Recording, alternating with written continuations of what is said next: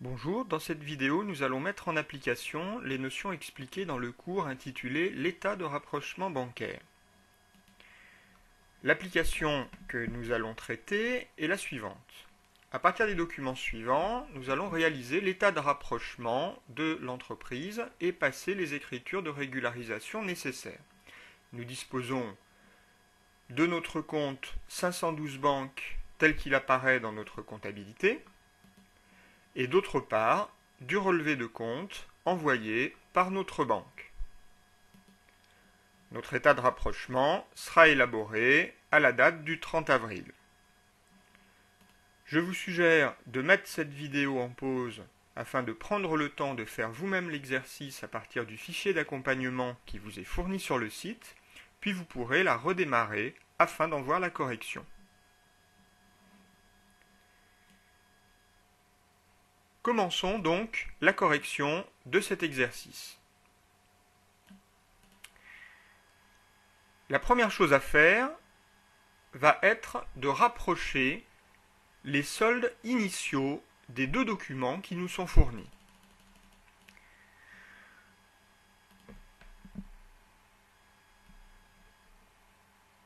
Alors, dans le premier document, qui est notre comptabilité, nous avons un solde initial de 5 670,50 € débiteur.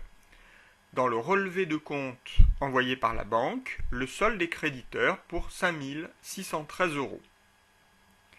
Par tâtonnement, nous pouvons réussir à rapprocher ces deux montants.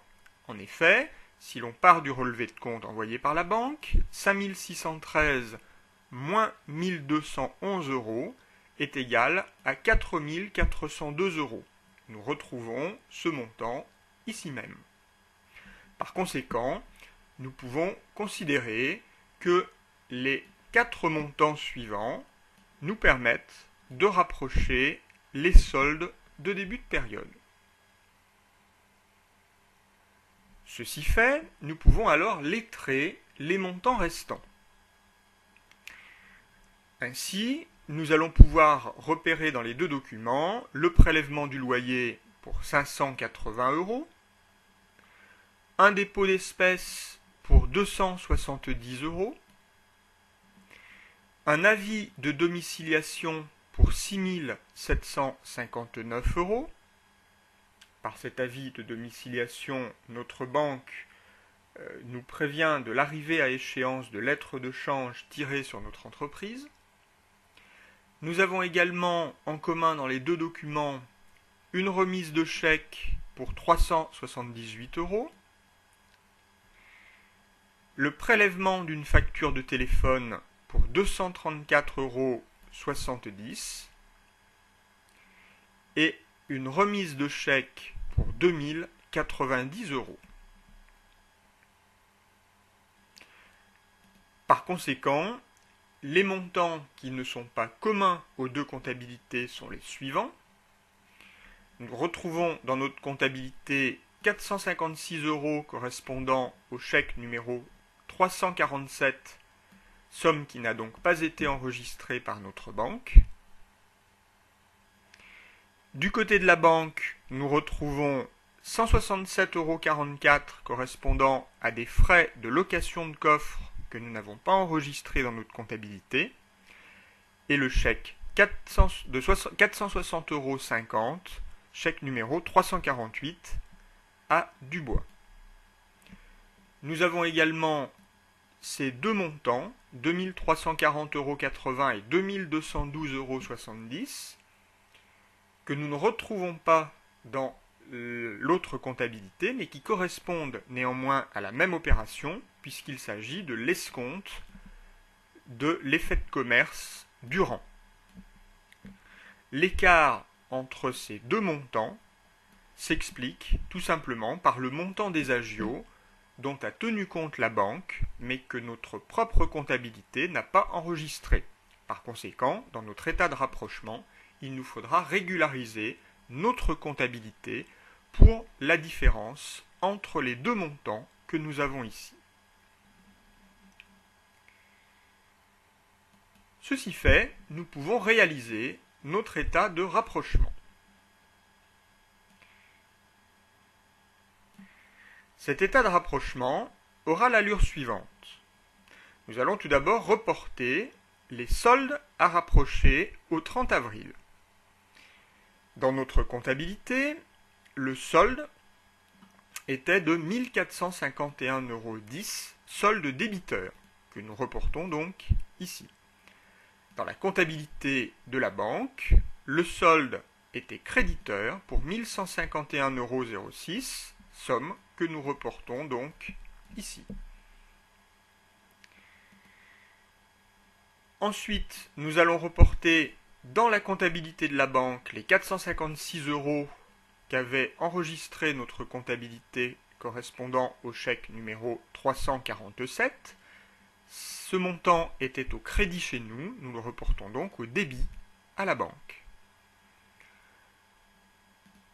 Inversement, nous allons reporter dans notre propre comptabilité 167,44 € et 460,50 € qui étaient des sommes qu'avait enregistrées la banque au débit et que nous reportons donc dans notre comptabilité au crédit.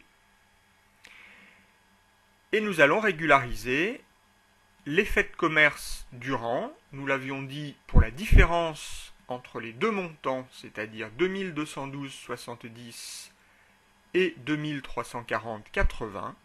Par conséquent, nous allons enregistrer au crédit de notre compte 128,10 € correspondant aux agios que nous avons dû payer. Finalement, en recalculant les soldes des deux comptabilités, nous retrouvons dans les deux cas un solde de 695,06 € qui est débiteur chez nous, créditeur à la banque. Par conséquent, nous avons bien rapproché nos deux comptabilités. Il nous reste maintenant à régulariser notre comptabilité.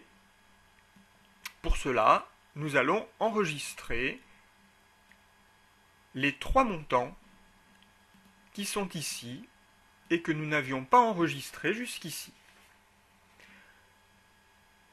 Le premier correspond donc aux agios sur les faits de commerce durant. Il nous était indiqué ici que cette opération avait entraîné le paiement de 104,18 € d'intérêt à la banque. La différence correspond donc à des commissions et à la TVA déductible correspondante sur ces commissions. Par conséquent, l'écriture sera la suivante. Nous allons débiter le compte 661 charge d'intérêt pour 104,18 €.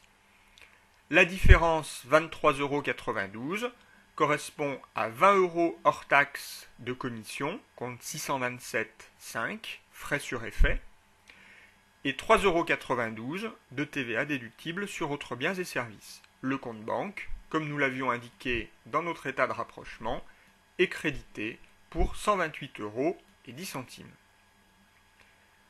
La deuxième opération correspond à l'enregistrement des frais de location d'un coffre. Eh bien, ces frais de location s'enregistrent dans le compte 627,6 location de coffre pour 140 €. La TVA déductible 27,44 € et nous créditons la banque donc pour 167,44 € comme indiqué dans notre état de rapprochement. Enfin, dernière écriture de régularisation, elle correspond au chèque numéro 348 envoyé au fournisseur du bois. Nous allons donc créditer le compte 512 banque pour ce montant-là et constater au débit l'extinction de notre dette sur ce fournisseur en débitant le compte 401 fournisseur.